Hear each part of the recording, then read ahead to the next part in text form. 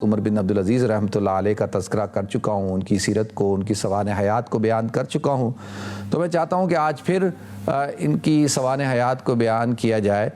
تاکہ لوگوں کے علم میں ہو کہ یہ عظیم شخصیات ہیں کہ جن کی وجہ سے آج الحمدللہ اللہ رب العزت نے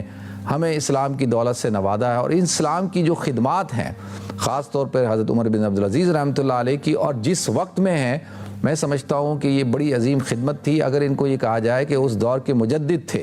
اور مبلغ تھے، مجدد تھے اور مجاہد تھے، اور اس وقت کے اندر جب بنو امیہ کے عروج کا دور تھا اور اس وقت میں ان کو جب حکومت ملی تو انہوں نے کس طریقے سے انصاف سے کام لیا، تو لہذا اس حوالے سے بھی گفتگو کروں گا۔ اور ان کا عدل عمر، جیسے حضرت عمر رضی اللہ تعالیٰ عنہ کا عدل مشہور ہے، اسی طرح سے ان کا بھی عدل جو ہے وہ مشہور تھا۔ ناظرین، ان کا حضرت عمر رضی اللہ تعالیٰ عنہ سے تعلق کیا ہے وہ بھی میں آپ حضرات کے سامنے آج بیان کرتا ہوں۔ پہلے آپ حضرات حضرت عمر بن عبدالعزیز رحمۃ اللہ علیہ کے بارے میں تھوڑا سا جان لیں تاکہ آپ کے علم میں ہو کہ میں کس شخصیت کی بات کر رہا ہوں۔ ناظرین، ان کا نام ہے عمر، اور یہ پیدا ہوئے ہیں سن 61 ہجری کے اندر مدینہ منورہ کے اندر، اور ان کے والد کا نام تھا عبدالعزیز۔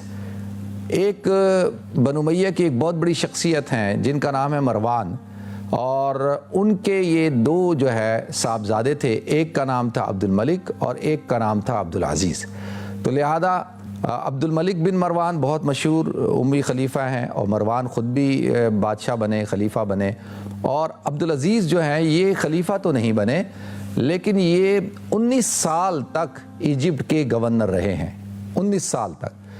ان کے یہ صاحبزادے تھے جن کا نام تھا عمر۔ تو اب آپ حضرات کے علم میں ہو گیا کہ عمر صاحبزادے ہیں عبدالعزیز کے، عبدالعزیز صاحبزادے ہیں مروان کے، اور مروان کے والد کا نام تھا حکم۔ تو لہذا یہ عمر بن عبدالعزیز بن مروان بن حکم اور عبد الملک بن مروان جو کہ ان کا چچا لگا اور ان کا سسر بھی تھا، اور عبد الملک کی جو بیٹی تھی فاطمہ بنت عبد الملک، ان کے ساتھ ان کا نکاح ہوا تھا، اور ان کے والد جو ہیں وہ ایجپٹ کے 19 سال تک گورنر رہے۔ یہ ان کی پیدائش ہوئی سن 61 ہجری میں مدینہ منورہ کے اندر، اور ان کی ابتدائی جو زندگی وہاں گزری، پھر یہ ایجپٹ چلے گئے، ظاہر سی بات ہے والد صاحب کے پاس وہاں رہے، پھر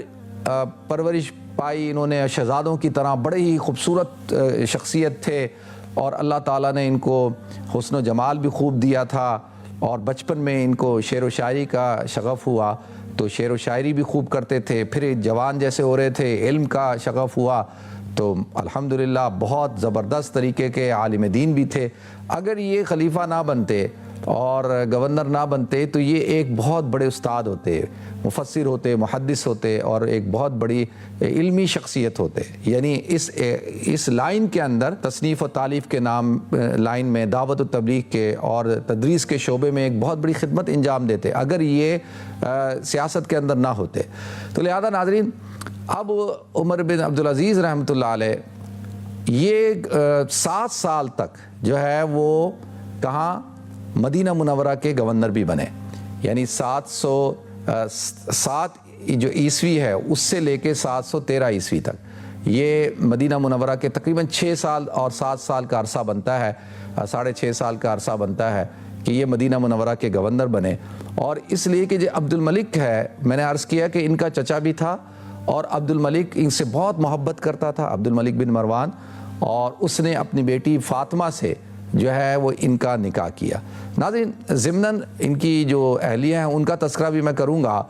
کیونکہ ابھی شادی کا تذکرہ ہو رہا ہے، تو چلے میں ایک بات آپ کو بتا دیتا ہوں کہ جو ان کی اہلیہ ہیں جن کا نام ہے فاطمہ بنت عبد الملک، یہ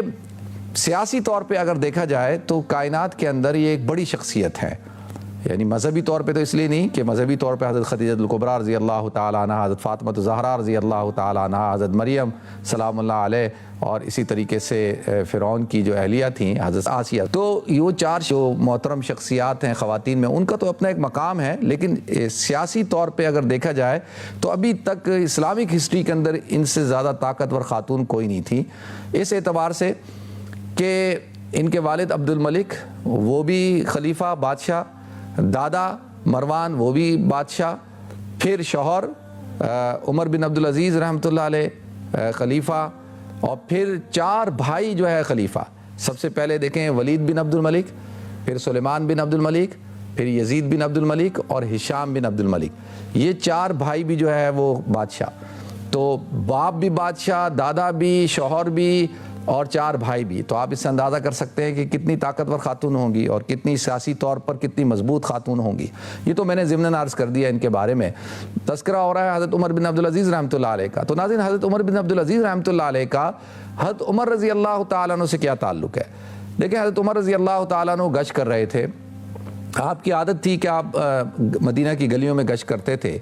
اور صرف رعایا کے حال احوال پہچاننے کے لیے. تو ایک گھر سے آواز آتی ہے کہ خاتون دوسری بچی کو کہہ رہی ہیں کہ دودھ میں پانی ملا دو. تو وہ بچی کہتی ہے کہ نہیں، خلیفۃ المسلمین حضرت عمر رضی اللہ تعالیٰ عنہ نے منع کیا ہے کہ دودھ میں پانی نہ ملایا جائے. تو وہ دوسری خاتون اس کو بولتی ہیں کہ اس وقت کوئی عمر تو موجود تھوڑی ہے جو دیکھ رہا ہے کہ ہم دودھ میں پانی ملا رہے نہیں ملا لے. تو اس بچی نے کہا کہ نہیں، عمر تو نہیں دیکھ رہا، لیکن ہم سب کا خدا، عمر کا خدا اللہ تو ہمیں دیکھ رہا ہے. تو حضرت عمر رضی اللہ تعالیٰ نے جب یہ بات سنی تو آپ نے نشان لگایا اس گھر پہ اور صبح اپنے بیٹے سے بات کی کہ رات کو اس طرح سے واقعہ ہوا ہے اور میں چاہتا ہوں کہ اس کا پتہ لگایا جائے کہ وہ بچی کون ہے. اور جب پتہ لگایا گیا تو آپ نے فرمایا کہ بھائی اس بچی کے ساتھ جو ہے میں اپنے بیٹے عاصم کا نکاح کرتا ہوں. تو حضرت عمر کے ایک صاحبزادے تھے عاصم، ان کا نکاح اس بچی کے ساتھ ہوا جن کے بارے میں آتا ہے جن کا نام لیلا تھا. اور پھر ان کی ایک صاحبزادی تھیں، ان کے جو ہے ان کو کہتے ہیں ام عاصم، یعنی حضرت عمر کی جو ہے بہو جس کا نام لیلا تھا، جس کی شادی عاصم سے، اس کی ایک بیٹی تھی جس کا نام ام عاصم تھا، اور پھر اس کی جو بیٹی ہوئی اس سے جو ہے وہ حضرت عمر بن عبدالعزیز رحمۃ اللہ علیہ پیدا ہوئے. تو ناظرین، اس رشتے سے یہ حضرت عمر رضی اللہ تعالیٰ عنہ کے پڑ پوتے ہیں. اگر آپ ان کو اس طرح سے ہمارے ہاں جیسے رشتہ بتایا جاتا ہے تو اس طرح سے ان کا تعلق حضرت عمر رضی اللہ تعالیٰ عنہ کے ساتھ بھی ہے. تو ناظرین، حضرت عمر بن عبدالعزیز رحمۃ اللہ علیہ جب سلیمان بن عبد الملک کا انتقال ہو گیا تو حضرت عمر بن عبدالعزیز رحمۃ اللہ علیہ کو جو ہے وہ خلیفہ بنایا گیا. پہلے آپ حضرات کے علم میں ہے کہ حضور اکرم صلی اللہ علیہ وسلم کے دنیا سے تشریف لے جانے کے بعد حضرت ابوبکر صدیق رضی اللہ تعالیٰ عنہ، حضرت ابوبکر صدیق رضی اللہ تعالیٰ عنہ کے بعد حضرت عمر رضی اللہ تعالیٰ عنہ، حضرت عمر کے بعد حضرت عثمان کے بعد حضرت علی، اور حضرت علی کے بعد حضرت حسن، اور حضرت حسن نے حضرت معاویہ رضی اللہ تعالیٰ عنہ سے صلح کی. تو حضرت حسن کے بعد حضرت معاویہ رضی اللہ تعالیٰ عنہ خلیفہ بنے. حضرت معاویہ رضی اللہ تعالیٰ عنہ کے بعد جو ہے وہ یزید جو ہے وہ کیا بنا، وہ بادشاہ بنا. اور یزید کے مرنے کے بعد اس کا بیٹا تھا معاویہ بن یزید، وہ بادشاہ بنا. وہ صرف تقریباً 40 دن آتا ہے، 40 دن تک رہا. پھر ان کے بعد جو ہے مروان کے جو حضرت معاویہ رضی اللہ تعالیٰ عنہ کے برادر ان لا تھے اور ان بچوں کے جو ہے وہ ماموں لگے. تو لہذا اس حوالے سے یعنی رشتے کے تو مروان خلیفہ بنا. پھر مروان کے بعد جو ہے ان کا بیٹا عبد الملک بن مروان، عبد الملک بن مروان کے بعد جو ہے ولید بن عبد الملک، ولید بن عبد الملک کے بعد اور سلیمان بن عبد الملک. اب سلیمان بن عبد الملک جب بیمار ہو گیا ناظرین تو اس کے 2 بیٹے تھے، ایک کا نام ایوب تھا اور ایک کا نام داؤد تھا. تو وہ چاہتا تھا کہ ان بچوں میں سے کسی ایک کے ساتھ جو ہے وہ ولی عہدی کی بیعت لے لی جائے، لیکن یہ بچے چھوٹے تھے تو ولی عہدی کی بیعت ہو نہیں سکتی کیونکہ یہ کم سن بچے تھے. اور طے یہ تھا کہ وہ یہ نہیں چاہتا تھا کہ بھائی جو اس کا جو بھائی ہے یزید بن عبد الملک وہ جو ہے خلیفہ بنے یا ہشام بن عبد الملک بنے. تو اس وقت کے ایک بہت بڑی بزرگ شخصیت تھی جو تابعین میں سے ہیں جن کا نام رجا بن حی تھا الکندی. اس نے جب مشورہ کیا سلیمان بن عبد الملک نے کہ بھئی کس کو میرے بعد خلافت بنائی جائے،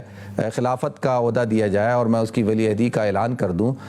تو رجا کے دل میں تھا کہ یہ کاش یہ حضرت عمر بن عبدالعزیز رحمۃ اللہ علیہ کو نامزد کر دیں. لیکن انہوں نے کہا کہ اگر میں نے خود سے نام دیا تو بادشاہوں کی عادت ہوتی ہے کہ وہ فوراً دوسرے کے مشورے کو ریجیکٹ کرتے ہیں. تو رجا نے کہا کہ ایسا کریں، آپ جو ہے نام لینا شروع کریں، ان میں سے جو نام مجھے مناسب لگے گا میں وہ اس نام پہ آپ کو ہاں کر دوں گا. انہوں نے کئی نام لیے تو اس پہ انہوں نے کہا کہ یہ میرے ذہن میں آتا ہے کہ جو آپ نے جو کہا ہے، آپ جو نام دے رہے ہیں ان میں سے ایک نام عمر بن عبدالعزیز رحمۃ اللہ علیہ کا ہے، تو آپ ان کو اپنا ولی عہد نامزد کریں کیونکہ یہ مدینہ منورہ کے گورنر بھی رہے ہیں اور اس دور کے اندر ان کا عدل، انصاف اور ان کا جو نظام حکومت تھا وہ بڑا بہترین تھا، تو لہذا اس وقت یہ سب سے بہترین چوائس ہے۔ تو کیونکہ نام بھی انہوں نے پیش کیا تھا، انہوں نے اس کی تائید کر دی، اور دیکھیں یہ بھی ایک طریقہ کار ہوتا ہے نا، اس سے پتہ چلتا ہے کہ ان کے اندر کتنی فراست تھی اور کتنی دانش مندی سے انہوں نے اس فیصلے کو کیا۔ تو سلیمان بن عبد الملک نے کہا کہ اگر میں نے عمر بن عبدالعزیز کو جو ہے خلیفہ نامزد کر دیا تو جو میرا بھائی ہے یزید بن عبد الملک وہ نہیں مانے گا، اور بنو امیہ کے لوگ اس کو تسلیم نہیں کریں گے،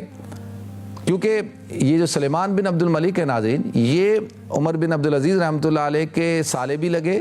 اور جیسے میں نے عرض کیا تھا کہ یہ عبد الملک کے بیٹے تھے تو لہذا اس طرح سے کزن بھی لگے، اور ان کی جو بہن تھی فاطمہ، ان کا نکاح ہوا تھا حضرت عمر بن عبدالعزیز رحمۃ اللہ علیہ سے،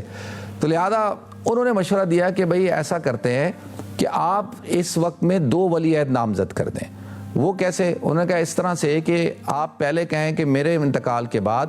عمر بن عبدالعزیز رحمۃ اللہ علیہ خلیفہ بنیں گے، اور عمر بن عبدالعزیز رحمۃ اللہ علیہ کے بعد جو میرا بھائی ہے یزید بن عبد الملک وہ خلیفہ بنے گا۔ اس سے کیا ہوگا کہ جھگڑا نہیں ہوگا،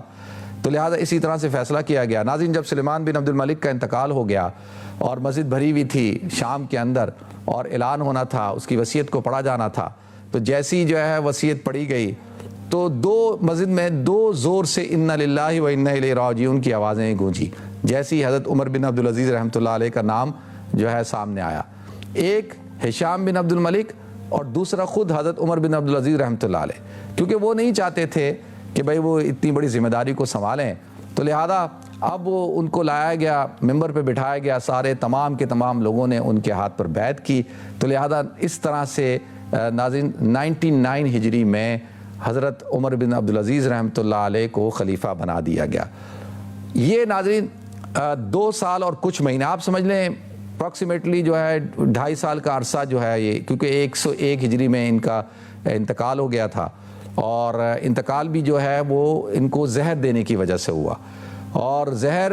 بھی ان کے غلام کے ذریعے سے دلوایا گیا، ان کو پتہ چل گیا تھا لیکن انہوں نے اس غلام کو بھی معاف کر دیا اور کسی قسم کا کوئی بدلہ نہیں لیا، کیونکہ اب کیوں زہر دیا گیا؟ ناظرین، یہ جو 2-2.5 سالہ دور ہے حضرت عمر بن عبدالعزیز رحمۃ اللہ علیہ کا، یہ بڑا شاندار دور ہے۔ اسی دور کے اندر آتا ہے نا کہ ایک ہی گھاٹ پہ بھیڑیا اور بکری پانی پیا کرتے تھے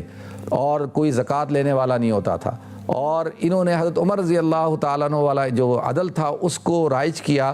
اور جتنے بنو امیہ کے جو لوگوں نے، سرداروں نے، سلاطین نے اور خاندان کے لوگوں نے جائیدادیں بنائی تھیں، وہ ساری کی ساری جائیدادیں انہوں نے نیشنلائز کی، یعنی بیت المال کے اندر جمع کرائیں، اور لوٹ مار کا جو بازار تھا اس کو ختم کیا اور عدل اور انصاف کے ساتھ کام لیا۔ ناظرین، حضرت عمر بن عبدالعزیز رحمۃ اللہ علیہ کے بارے میں آتا ہے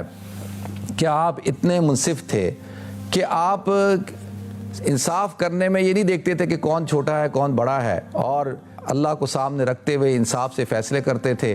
اور آتا ہے کہ آپ کی سادگی کا یہ عالم تھا کہ آپ جس وقت تو شہزادے تھے، آتا ہے جب خوشبو لگا کے گزرتے تھے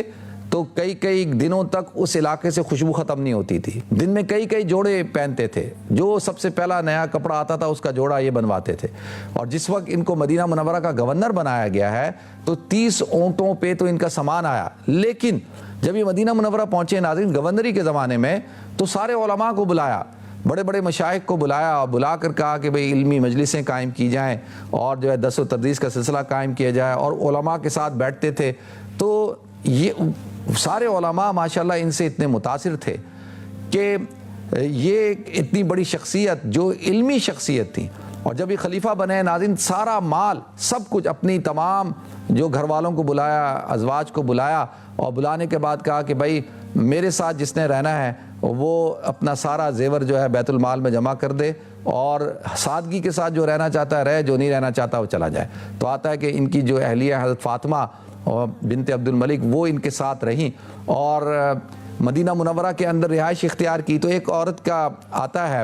کہنے کا کہ اس کو بڑا شوق ہوا کہ بھائی جب یہ گورنر تھے، شہزادے تھے، تو بڑی شان و شوکت تھی، ان کی بیوی کی بھی بڑے نخرے تھے، تو اب جا کے میں دیکھتی ہوں. تو وہ جب ان کے گھر میں آئی تو دیکھا کہ کوئی دربان نہیں ہے, کسی قسم کا کوئی پروٹوکول نہیں ہے, اور ایک خاتون ہے جو گھر کا کام کر رہی ہیں اور بڑا سادہ سا لباس پہنا ہوا ہے. تو اس خاتون سے انہوں نے پوچھا کہ بھئی میں تو عمر بن عبدالعزیز رحمۃ اللہ علیہ کی بیوی سے ملنے کے لیے آئی ہوں, وہ کہاں ہیں؟ انہوں نے کہا وہ تو میں ہی ہوں. تو کہا کہ وہ تم ہو؟ کہا ہاں. کہا وہ زیور, سونا, چاندی اور بڑے بڑے ملبوسات وہ کدھر ہیں؟ عظیم الشان کپڑے, محلات, فرنیچر اور قالین, تو وہ کدھر گئے؟ کہا کہ وہ سب کے سب ہم نے بیت المال میں جمع کرا دیے اور ہم نے اپنے گھر کو خالی کر کے لوگوں کے گھروں کو بھرا ہے. یہ ناظرین اس لیے حضرت عمر بن عبدالعزیز رحمۃ اللہ علیہ کا نام ہسٹری کے اندر لکھا جاتا ہے. اور اب ظلم کی انتہا دیکھیں کہ حضرت عمر بن عبدالعزیز, یہ جو آج ہم خطبہ پڑھتے ہیں نا جمعے کا, اور اس میں اللہ اللہ فی اصحابی لا تتخذوا غرضا من بعدی فمن احبهم فبحبی احبهم ومن ابغضهم فببغضی ابغضهم وخیر امتی کرنی ثم الذین یلونہم ثم الذین یلونہم. اور پھر اسی طرح سے جو ہے اللہم اغفر للعباس وولدہ مغفرۃ ظاہرۃ وباطنۃ لا تغادر ذنبا. اور پھر اسی طرح سے الحسن والحسین سیدہ شباب اہل الجنہ اور الفاطمہ سید نساء اہل الجنہ. یہ ساری جو چیزیں ہیں, اہل بیت کا تذکرہ, صحابہ کا تذکرہ, اور کسی قسم کی تبرہ بازی نہیں, اور خطبوں کے اندر جو اہل بیت کے خلاف تبرہ بازی کی جاتی تھی اس کو بند کیا. اور یہ جو آج تک خطبہ پڑھا جاتا ہے, یہ حضرت عمر بن عبدالعزیز رحمۃ اللہ علیہ نے اپنی خلافت کے دور میں پورے عالم اسلام کے اندر اس کو جاری فرمایا. آپ اندازہ کر سکتے ہیں کہ ان کے دور کے اندر, کیونکہ ولید بن عبد الملک کے دور میں محمد بن قاسم جو ہے اس نے ملتان تک جو ہے فتح کر لیا تھا. تو آپ اندازہ کر سکتے ہیں کہ ملتان اور یہ پاکستان, ہندوستان, یہ جو ان علاقوں میں وہ تو ولید کے دور میں ہو چکا تھا. ولید کے بعد سلیمان کے بعد یہ بنے, اور کتنے بر اعظموں میں, 3 بر اعظموں پہ حکومت تھی ان کی, اور سادگی, انکساری, عاجزی. اور آتا ہے کہ عید کا دن تھا تو دیکھا کہ سارے لوگوں کے بچوں نے, سرداروں کے بچے نے بڑے عالیشان کپڑے پہنے ہوئے ہیں, اور ان کے بچوں نے جو ہے وہ سادہ کپڑے پہنے ہوئے ہیں. تو عید سے کچھ دن پہلے ان کی اہلیہ نے کہا کہ بھئی ان بچوں کے لیے کپڑے لے لیے جائیں. انہوں نے کہا بھئی میرے پاس تو پیسے نہیں ہیں, میں کہاں سے لاؤں, میرے پاس تو پیسے نہیں, تو لہذا اگر تمہارے پاس ہیں تو تم بنا کے دے دو, لیکن میرے پاس تو نہیں ہے. تو لہذا مختصراً میں عرض کر رہا ہوں کہ سادہ کپڑے پہنے ہوئے تھے. تو ان کے ایک رشتہ دار نے بچوں کے ساتھ بات چیت کرنا شروع کی کہ تمہارا باپ اتنا بڑا بادشاہ ہے اور تمہارے پاس پہننے کو کپڑے نہیں. تو ان کا ایک بیٹا تھا بڑا سمجھدار, اس کا نام تھا عبد الملک. اس نے کہا کہ ہاں ہمیں اپنے باپ پر فخر ہے کہ ہمارے والد نے جو ہے وہ کوئی حرام کی کمائی نہیں کمائی, ہمارے والد نے جو ہے کسی کے اوپر ظلم اور زیادتی نہیں کی, لوگوں کی جائیدادوں کے اوپر قبضہ نہیں کیا. تو لہذا ناظرین یہ حضرت عمر بن عبدالعزیز رحمۃ اللہ علیہ تھی, ان کی تربیت. اور جو مسلمانوں میں ایک جو جھگڑا چلا تھا واقعہ فدق کو لے کے, جو باغ فدق ہے وہ اہل بیت کو واپس کروایا. لہذا یعنی جو آپ کر سکتے تھے مسلمانوں کے اختلافات کو ختم کرنے کے لیے آپ نے کیا.